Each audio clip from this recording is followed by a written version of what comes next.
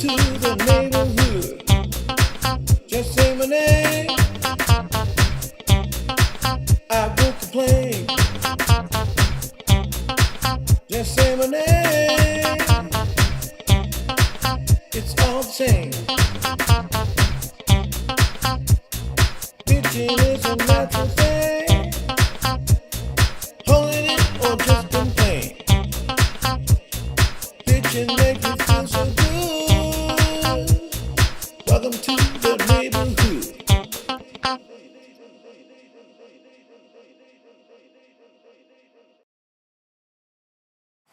Ooh, you almost caught Curtis without a hat. That's right. Hello, everybody. Right, baby. That's This right. is our show. Check me out.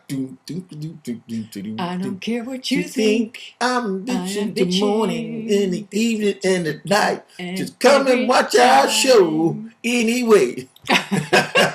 Well, I should take some voice classes from Mr. D over here. D-A-U-D-G, D-A-U-D-G.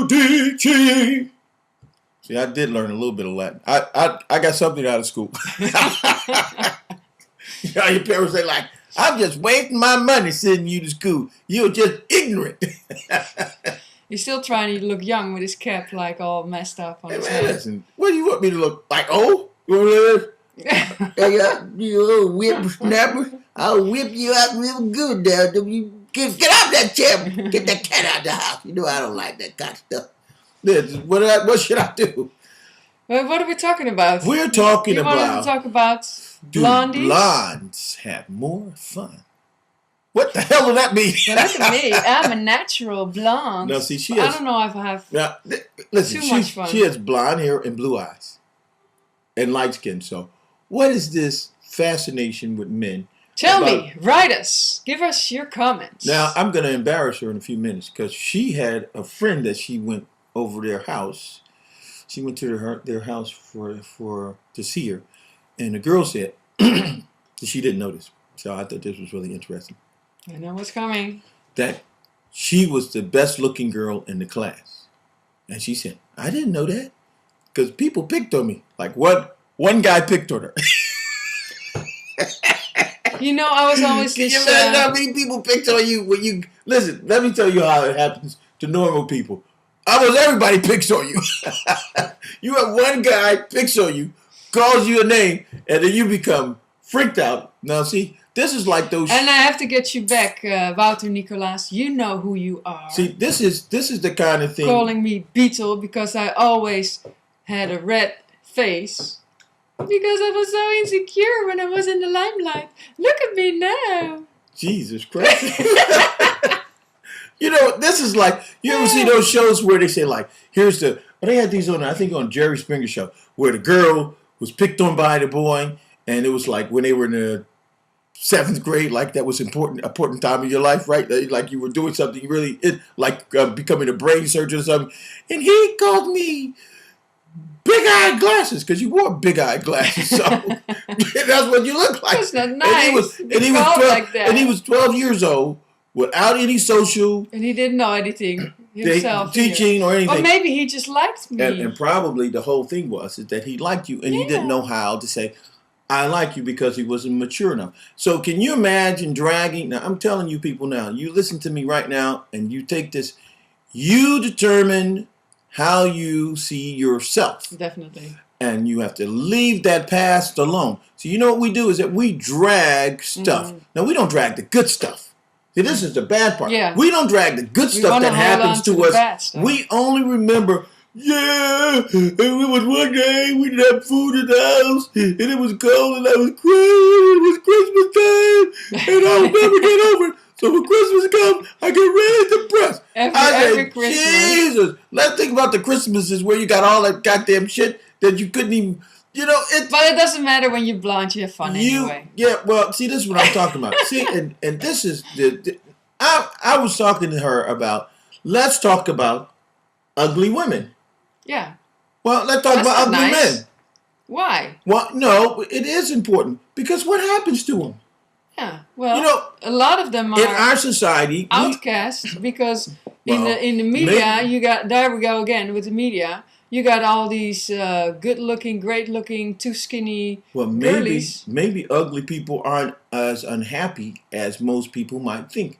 No. Maybe they have come to terms with who they are, and maybe they're even more happier. Yeah, and than they those see themselves, other and they see themselves in a different light than you might perceive them. And I had this girl who went to college with me, so she wanted to go out. She was a good-looking girl too. She's half Japanese and half something else, but she really looked nice. So she wanted to go out with this guy. He was a really good-looking guy. Every girl that seen him thought he was a good-looking guy.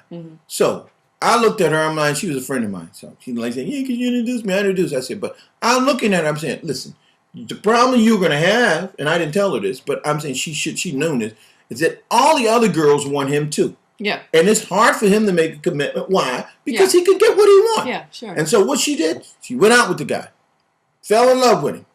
She could have fell in love with any other guy who didn't look as good as him, who probably would have been faithful to her and stayed with her. No, she wants the most popular guy on campus. And make a difference. And you know what it was? Is that for the whole goddamn semester, she's in my room crying.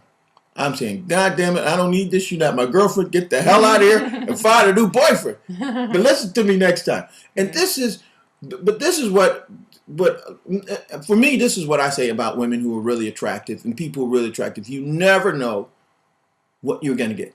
Yeah. Well, you have to know yourself, first of all. Well, yeah. Well, you never know what you're going to get, because I'm saying the problem is a lot of times that all their self-esteem is connected with how they look. So their qualities are most... Well, if you're aware of it.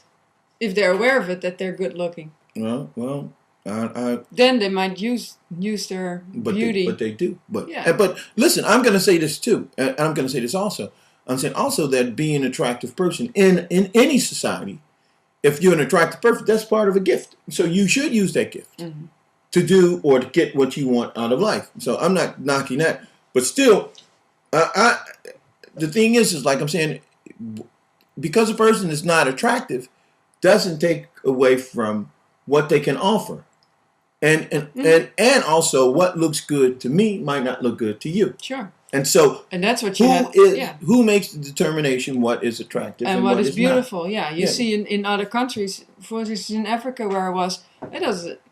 I mean, some cultures you don't have like when you're a big woman, Hawaii, you're more attractive in Hawaii than a skinny woman. Hawaii, at least you got something to hold on to, right? The man.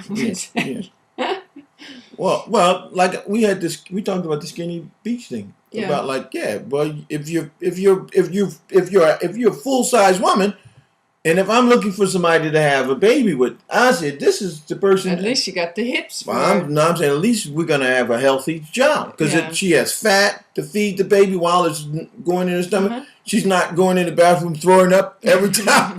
I don't know. Anorexia. When you're bigger, you should be bulimia. Oh, like that. Yeah, but I'm talking about.